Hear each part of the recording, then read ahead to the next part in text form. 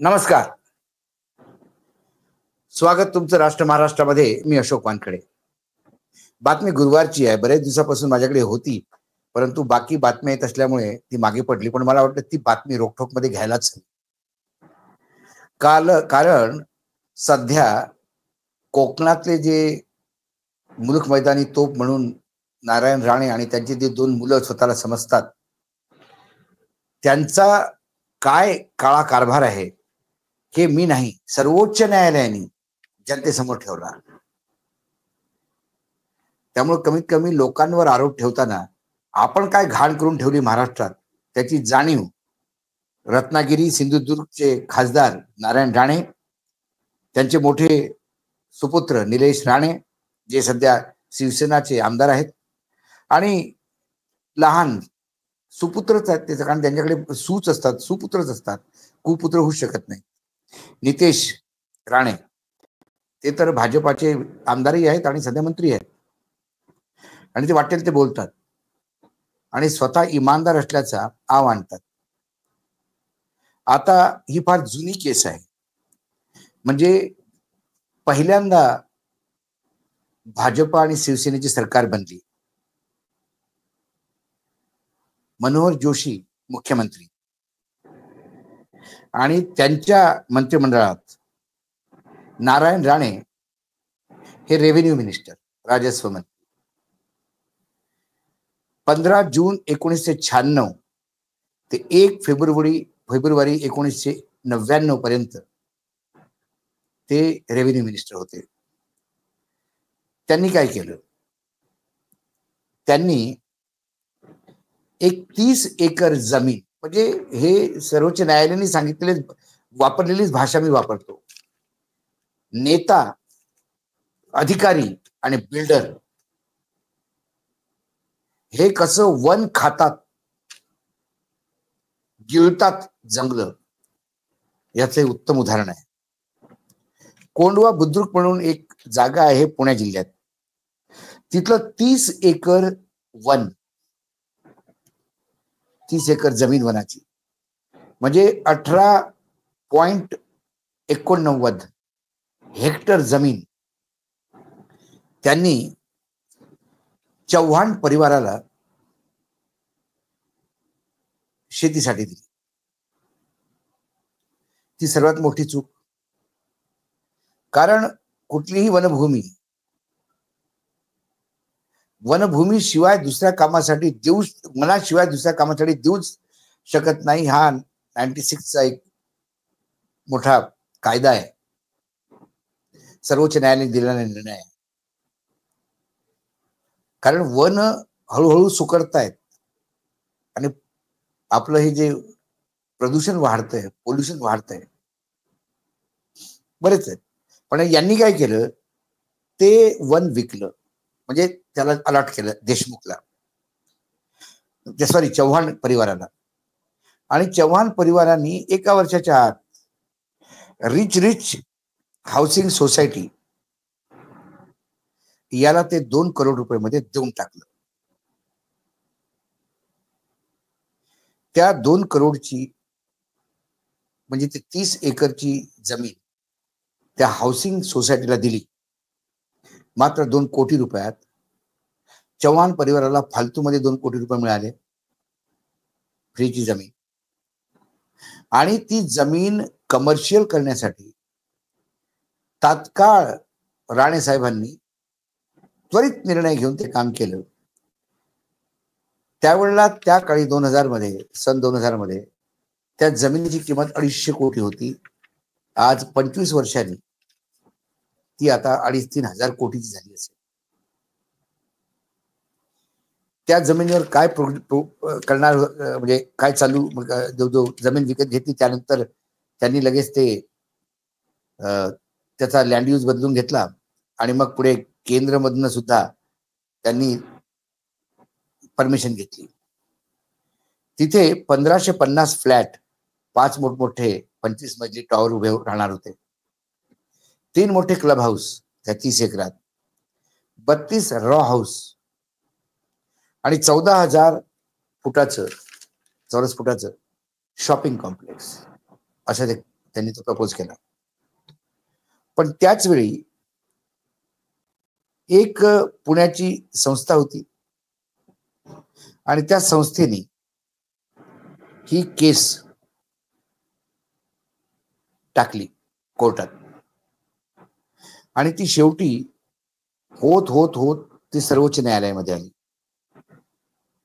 आणि पहा, नारायण राणे मराठी, केस पुण्यातली आणि मुख्य न्यायाधीश सर्वोच्च न्यायालयाचे मराठी माणूस गवई साहेब, त्यांच्या शपथ घेतल्यानंतर पहिला खटला त्यांच्या समोर हा होता. त्याचा निर्णय त्यांनी दिला. पहिला निर्णय आहे त्यांचा मुख्य न्यायाधीश झाल्यानंतर. त्यांनी सांगितलं की ज्या हिशोबाने कागदात हेराफेरी केलेली आहे, त्या हिशोबाने हे सगळं झालं, हे तात्काळ आम्ही रद्द करतो. ती जमीन वन खात्याला तुरंत वापस करावी.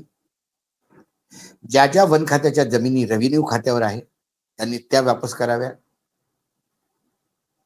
त्यानंतर त्यांनी या केसच्या अनुषंगाने देशातल्या सगळ्या राज्यांना आणि केंद्रशासित प्रदेशांना एक SIT नियुक्त करण्याची आदेश दिला.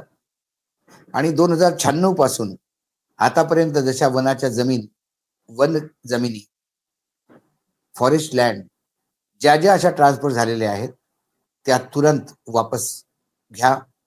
आणि काही कारणामुळे ते वापस होत नसेल तर मार्केट व्हॅल्यूने त्याच्याकडनं पैसा वसूल करा, त्यांच्यावर करा. आता इथे नारायण राणे स्वतः दोषी आहेत या सगळ्या कामात,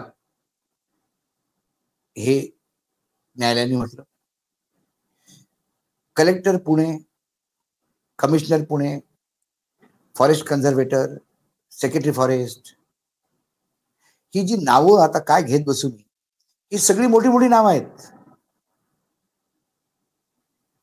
आणि ही जी रिच हाऊसिंग कोऑपरेटिव्ह सोसायटीच्या पाठीमागे एक देशपांडे म्हणून आहेत, अनिल, आणि तो देशपांडे जो आहे तो एक वेगळा, म्हणजे तुम्ही जर पुण्याजवळ जे मोठं हिल स्टेशन बनतंय त्याच्या जमिनीमध्ये सुद्धा तीच एक तिकडी आहे. जिथे जिथे जमिनीचे असे व्यवहार होतात तुम्हाला हे लोक सापडतात तिथे. कारण या लोकांचं टार्गेटच आहे, नेत्यांना घ्यायचं, त्यांना पार्टनर बनवायचं, अधिकाऱ्यांना घ्यायचं, त्यांना पार्टनर बनवायचं आणि सरकारी जमिनी ढापायच्या. लावासामध्ये पण हेच लोक, ओरिजिनली लावासाच्या जमिनी जर तुम्ही पाहिलं, इतिहास पाहिला, हीच लोक, हीच बिल्डर सापडतील. त्यामुळे आता यांनी केंद्रीय सरकारकडनं, म्हणजे केंद्रीय जे एन्व्हायरमेंट फॉरेस्ट मंत्रालय आहे त्यांच्याकडनं सुद्धा त्यांनी परमिशन घेतली होती हा कमर्शियल प्रोजेक्ट करण्यासाठी. सुप्रीम कोर्टनी ती पण परमिशन रद्द केली. कारण त्यांचं म्हणणं असं आहे की 1996चा जो सुप्रीम कोर्टचा आदेश आहे त्याच्या अनुषंगाने हे कुठलीही परमिशन वैध होऊ शकत नाहीत. त्यामुळे आता महाराष्ट्र सरकारला SIT नियुक्त करावी लागेल आणि नारायण राणे पासून अशा तमाम बाकी राहिलेल्या लोकांनी कसे जमिनीचे व्यवहार केले, कसे सरकारी जमिनी बिल्डरांच्या घशात घालून करोडो रुपये कमावले असतील, देव जाणे. पण काय सध्या निर्लज्जताचा अमृतकाळ चालू आहे.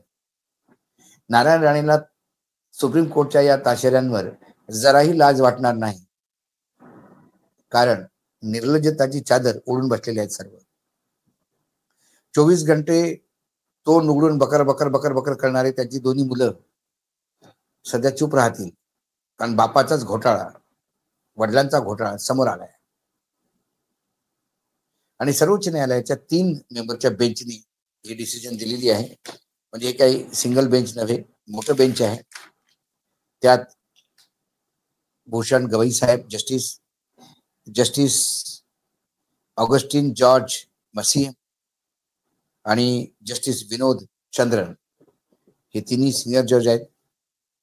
या बेंचने पूर्ण देशाला एक नवीन निर्णय दिला की आता प्रत्येक राज्यात एक SIT नियुक्त होईल आणि 96 पासून ज्या ज्या जंगलाच्या जमिनी गेलेल्या आहेत कुठल्या ना कुठल्या कारणासाठी ज्या जंगलाच्या जमिनी जंगल उपयोगाशिवाय उपयोगात आणणाऱ्या त्या सगळ्या वापस होणार.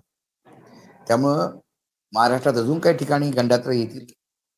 त्यामुळे ही जी संस्था असते, प्रायव्हेट संस्था, ज्यांनी ही केस केली, एक ब्रिगेडियर म्हणजे आर्मीचेच एक अधिकारी आहेत त्याचे, त्या संस्थेचे मुख्य, त्यांना भरपूर सगळ्यांकडनं धन्यवाद.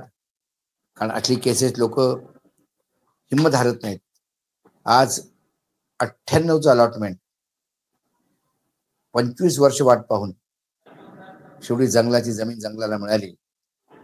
देशात जंगल पाहिजेत.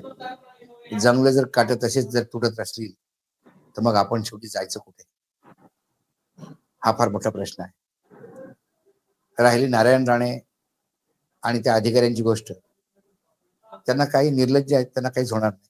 ते पुन्हा दुसऱ्यांच्या भ्रष्टाचारासाठी घसा फटे तर म्हणजे घसा फाटोपर्यंत ओढताना तुम्हाला दिसते. आज रोखोक मध्ये एवढंच. पुन्हा येतो काही विषयासोबत. नमस्कार. पाहत रहा राष्ट्र महाराष्ट्र.